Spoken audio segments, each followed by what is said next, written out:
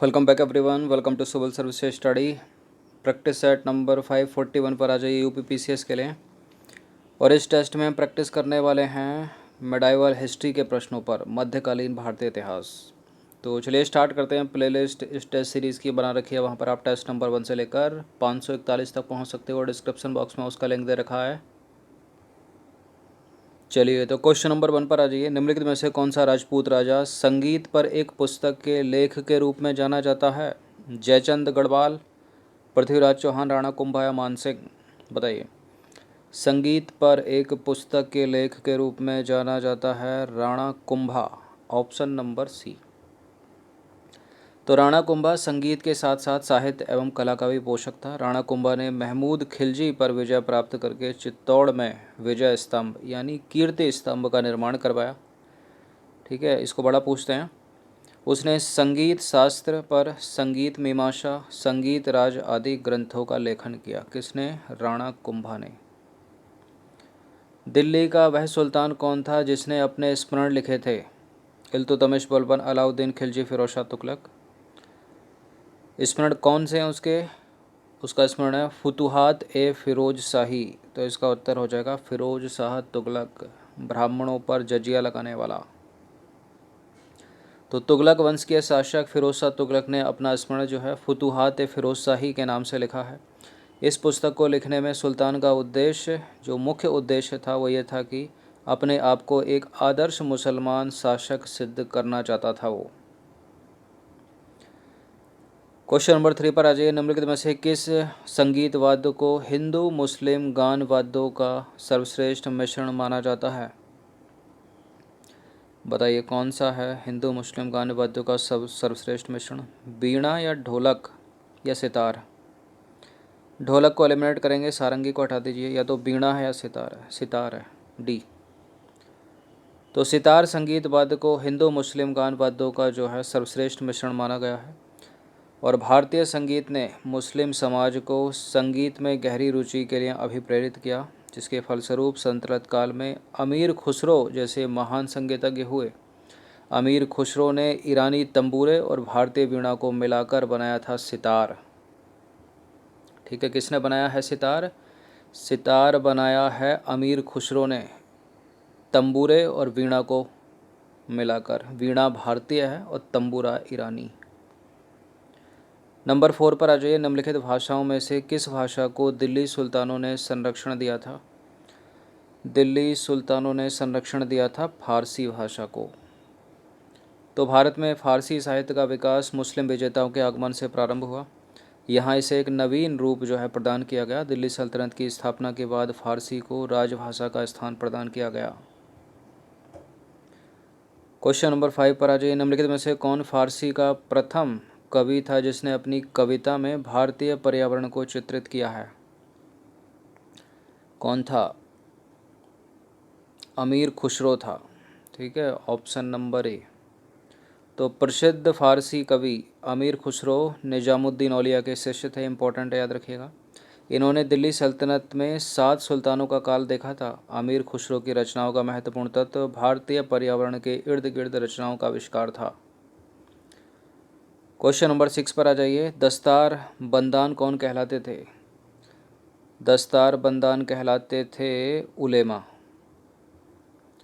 तो सल्तनत काल में ऊंचे धार्मिक और न्यायिक पदों पर बैठे, ठीक है, जो व्यक्ति थे उनको उलेमा, ठीक है, सामूहिक रूप से दस्तार बंदान यानी पगड़ी पहनने वाला कहा जाता था, क्योंकि वह सिर पर आधिकारिक रूप से पहनी जाने वाली पगड़ी धारण करते थे।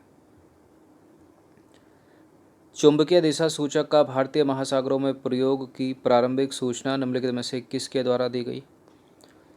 किसने दी थी कि भारतीय महासागरों में लोग उस समय चुंबकीय दिशा सूचक का प्रयोग कर रहे हैं? मार्को पोलो था, इब्ने बतूता, निकोलो कोंटी या Sadruddin Mohammad Aufi? Sadruddin Mohammad Aufi, option number C. तो देखिए, चुंबकीय दिशा सूचक का भारतीय महासागरों में प्रयोग की प्रारंभिक सूचना जो है 1232 से 33 ईस्वी में सदरुद्दीन मोहम्मद औफी द्वारा दी गई।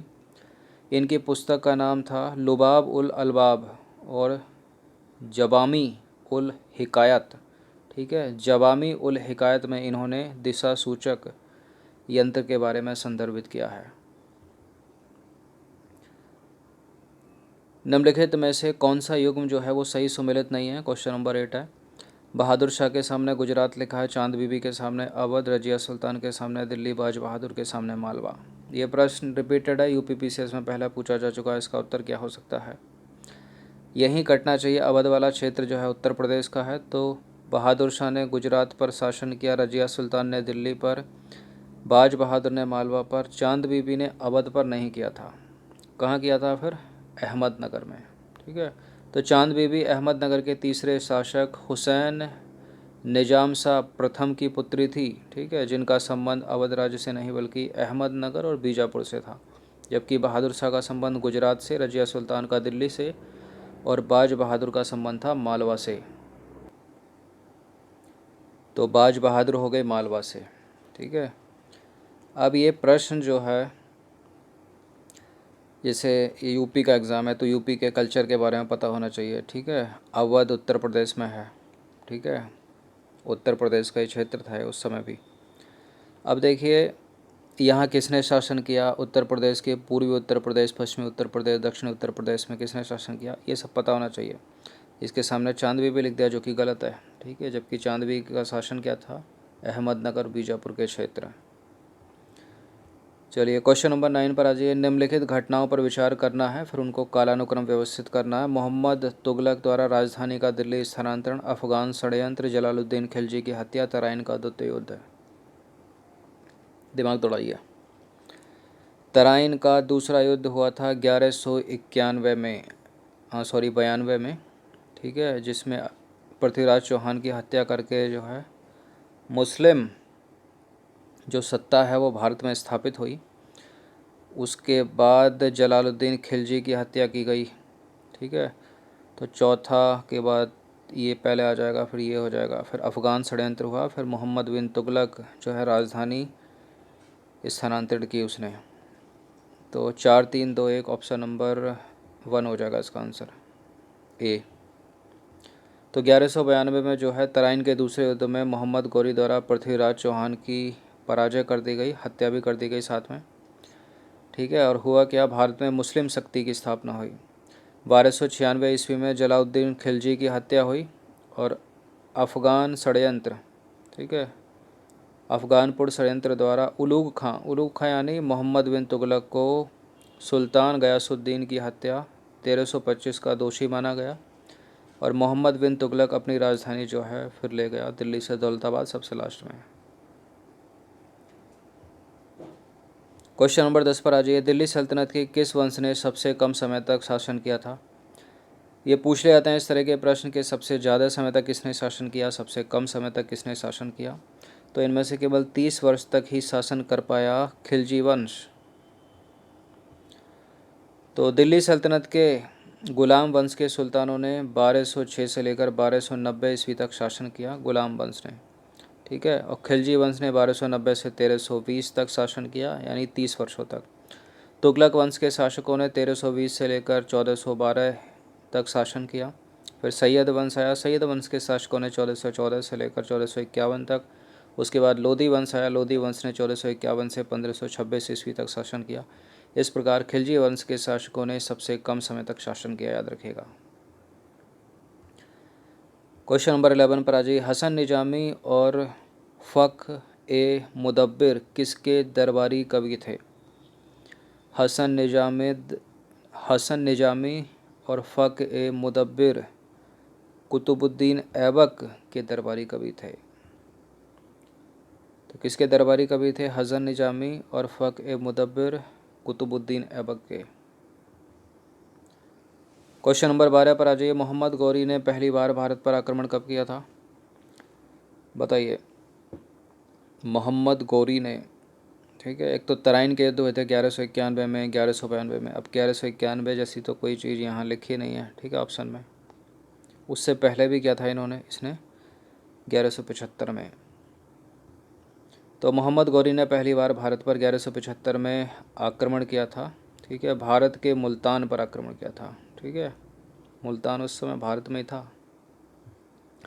और उस समय मुल्तान का जो शासक था, करमाथ जाति के मुस्लिम शासकों का राज्य था वहाँ पर। ठीक है, करमाथ जाति के मुस्लिम शासक रहते थे मुल्तान में जब 1175 में मोहम्मद गोरी ने आक्रमण किया था भारत पे। क्वेश्चन नंबर 13 पर आ जाइए। मोहम्मद बिन कासिम ने भारत पर कब आक्रमण किया? मोहम्मद बिन कासिम ने भारत पर आक्रमण किया। इसमें बड़ा कन्फ्यूज़न रहता है, एक जैसी डेट रहती हैं सारी। ठीक है, लेकिन याद रखिए 712। तो मोहम्मद बिन कासिम ने 712 में भारत पर आक्रमण किया। उस समय सिंध के राजा दाहिर थे, सिंध पर किया था इसने। क्वेश्चन नंबर 14 पर आ जाइए। अब्दुल कादिर बदायूनी, नकीब खान और थानेश्वर किसके दरबार में थे? अब्दुल कादिर बदायूनी अकबर के दरबार में, नकीब खान भी अकबर और थानेश्वर भी अकबर। तो सीधे सीधे याद रखिएगा, अब्दुल कादिर बदायूनी, नकीब खान और थानेश्वर अकबर के दरबार में रहते थे। क्वेश्चन नंबर 15 पर आज अंतिम प्रश्न है। निम्नलिखित कथनों पर विचार करेंगे, 3 स्टेटमेंट के साथ बताइए कौन सा करेक्ट होगा। अमोघ वर्ष राष्ट्रकूट वंश का शासक था।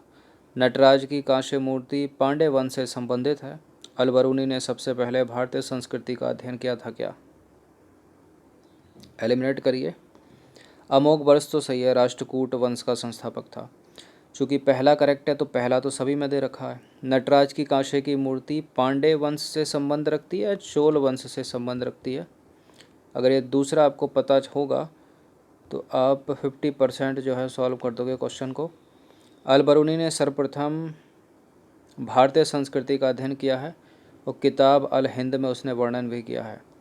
तो चूँकि पहला भी करेक्ट हो गया, तीसरा करेक्ट है, दूसरा गलत है, तो इसका उत्तर जो सही उत्तर हो जाएगा वो सी हो जाएगा। ठीक है, सी। तो देखिए, अमोघ वर्ष जो है राष्ट्रकूट वंश का संस्थापक था। नटराज की कांस्य की मूर्ति चोल वंश से संबंधित है, पांड्य वंश से नहीं है। नटराज का अर्थ क्या है? तांडव नृत्य की मुद्रा में शिव। अलबरूनी सर्वप्रथम भारतीय संस्कृति का अध्ययन किया अलबरूनी ने, और अलबरूनी महमूद गजनबी के साथ जो है भारत आया था। उसने किताब अल हिंद की रचना की है, बहुत पूछते हैं। ठीक है, किताब अल हिंद की रचना किसने की? अलबरूनी ने। किसके शासनकाल में भारत आया था? महमूद गजनबी के। तो 15 प्रश्न थे ये मध्यकालीन भारतीय इतिहास के। इनकी प्रैक्टिस एक बार कर लीजिएगा। आप सब्सक्राइब कर सकते हो सिविल सर्विस स्टडी चैनल को लेटेस्ट वीडियो नोटिफिकेशन पाने के लिए। यूट्यूब के बेल आइकन को प्रेस रखिएगा। धन्यवाद।